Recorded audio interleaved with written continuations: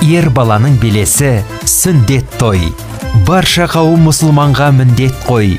Сүндеттелген бүлдіршін бал бұл жайнап, Мұхаммедтей пайғамбарға үмбет қой.